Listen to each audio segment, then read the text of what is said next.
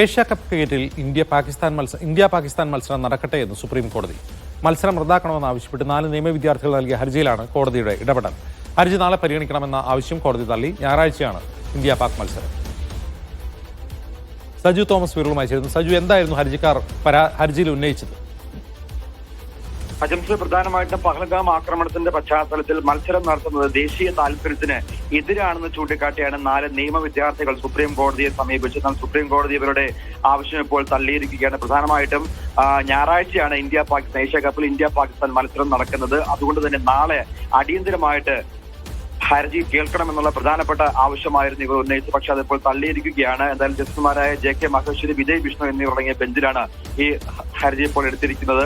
അതിലിപ്പോൾ നിർണായകമായിട്ടുള്ള ഒരു കോടതിയുടെ നിരീക്ഷണം ഉണ്ടായിരിക്കുകയാണ്. രാജ്യത്തിനായി ജീവൻ വെടിഞ്ഞവർക്കെതിരെയുള്ള സന്ദേശമാകും എന്നുള്ളത് പ്രധാനമായിട്ടും ആ ഒരു സന്ദേശം നൽകും എന്നുള്ളതായിരുന്നു ഇവർ ചൂണ്ടിക്കാണിച്ചത്. എന്നാൽ ദേശീയ താല്പര്യത്തിന് മുകളിൽ ക്രിക്കറ്റിനെ പ്രതിഷ്ഠിക്കാനാവില്ലെന്നും ഇവർ ചൂണ്ടിക്കാണിച്ചിരുന്നു. എന്നാൽ അതിനെയൊക്കെ ഇപ്പോൾ കോടതി തള്ളിയിരിക്കുകയാണ്. പ്രത്യേകിച്ച് ഇതൊരു മത്സരമാണ്, അതുകൊണ്ട് തന്നെ മത്സരത്തെ തടയേണ്ട ആവശ്യമില്ല എന്ന നിലപാടാണ് ഇപ്പോൾ സുപ്രീം കോടതി എടുത്തിരിക്കുന്നത്. എന്തായാലും നാളെ ഈ ഹർജി പരിഗണിച്ചില്ല എങ്കിൽ മത്സരം സ്വാഭാവികമായിട്ടും നടക്കേണ്ടതായിട്ടുണ്ട്. അതുകൊണ്ട് തന്നെയാണ് ഇന്ന് കോടതി ഇതിലെടുത്തത്. നാളെ അത്യാവശ്യമായി പരിഗണിക്കേണ്ടത് ആവശ്യകതയില്ല എന്നുള്ള നിഗമനത്തിലേക്ക് ഇപ്പോൾ സുപ്രീം കോടതി എത്തിയിരിക്കുന്നത്. അജംസ്.